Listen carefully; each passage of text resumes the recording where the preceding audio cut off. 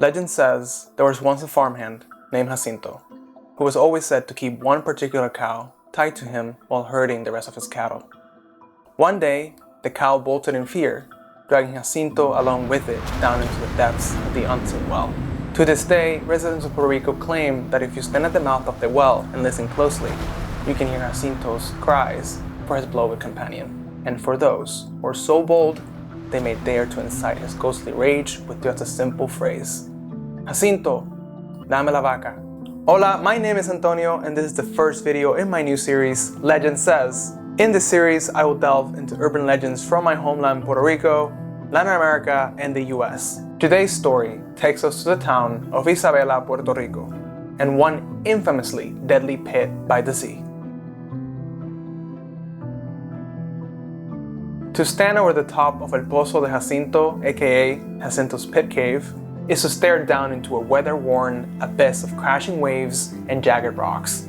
Formed by years of erosion, the pit has long been a source of anxiety in the region, while simultaneously marveled at as a naturally occurring blowhole that in the right conditions can shoot massive geysers of water up to 30 feet high. Despite the fear surrounding the potential risk of getting too close to the mouth of the cave and being overcome by the powerful waves, locals and tourists alike come to visit the site of Jacinto and his cow's untimely end. Some come to marvel at the natural beauty and breathtaking force of the ocean, while others choose to try and engage Jacinto's spirit and risk incurring his wrath by taunting him with an antagonistic phrase taken from what could be considered the legend's villain, the cattle farmer, who discovers Jacinto's lifeless body and that of his cows in their watery grave, and can only think of the money he has lost by exclaiming, Jacinto, dame la vaca, which translates to, Jacinto, give me the cow.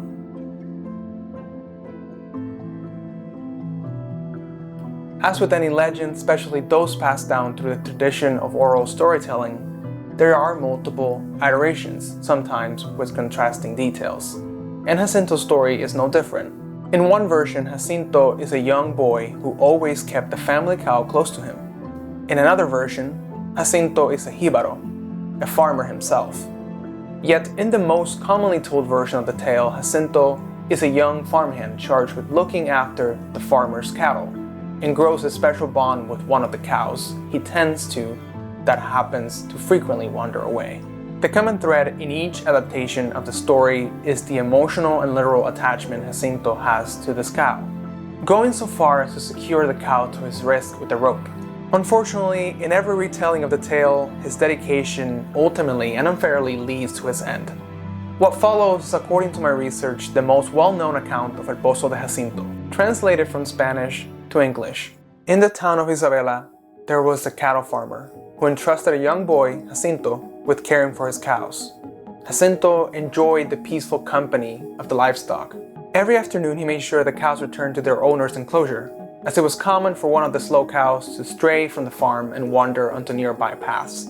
Among all the cows, there was one particularly restless cow that often caused Jacinto to return to his humble shack late at night, after spending hours trying to find her. One day, the clouds enveloped the blue sky, turning it gray, signaling the approach of a storm. For Jacinto, this meant it was time to take his cows to shelter. As usual, he tied the restless cow to his wrist to bring her back before the rain arrived. Suddenly, the sky lit up and thunder quickly followed. The frightened cow began to flee, dragging Jacinto by the rope, desperately trying to stop her. But the cow continued running until they reached the cliff of OhDoty's beach. The cow, blinded by fear, slipped and fell down into the natural opening formed by the sea, dragging Jacinto helplessly behind her. The next day, once the storm had cleared, the cattle farmer ventured out to search for Jacinto and his cow, shouting, Jacinto, give me the cow, to no avail. Eventually, he happened upon the well and noticed that water was spewing from it, furiously, producing a thunderous sound of anger. As he looked down into the opening, he saw at the bottom the bodies of Jacinto and the cow, violently hitting the rocks. Instead of being disturbed at the tragic scene, the owner shouted and cursed his bad luck for losing the cow. Now with rage, he yelled down at Jacinto's lifeless body, Jacinto, give me the cow! Jacinto's fate did not matter to him, as he believed Jacinto was responsible for the death of his prized animal.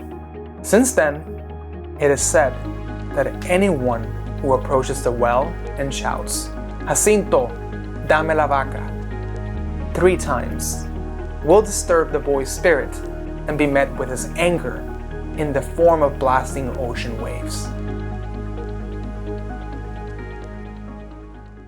Now that we have heard the legend, we can discuss its potential meaning. Not unlike other legends across Latin America that have been created or repurposed as cautionary tales for children and the community, the legend of Jacinto clearly functions as a tool to scare but also protect loved ones from harm. However, on a deeper level, El Pozo de Jacinto can be interpreted as a story about love, loss, and greed.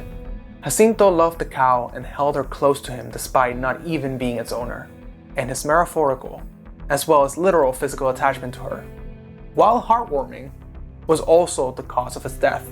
As for the cattle farmer, his narrative highlights the self-absorbed greed and lack of care for human labor and life that goes hand in hand with the ruthless capitalism that permeated society then and unfortunately now.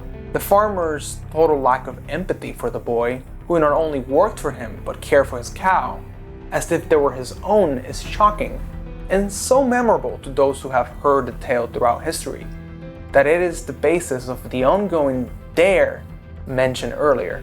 These details lead me to believe that the legend of Jacinto has roots among working class communities in Puerto Rico, who were drawing from their own experiences when creating stories. Ultimately, you could argue that the devaluation and disposability of workers is the true horror to be found in this historic legend. I mean, can you even imagine seeing a dead boy and a cow at the bottom of a pit and your first thought is, damn, I lost some beef? But jokes aside, I would love to hear your interpretations in the comments down below. And that concludes today's tale. But if you enjoyed watching this, please consider subscribing, it helps a lot. Hit that like button if you want to see more content like this, and I'll see you all in the next video. Bye.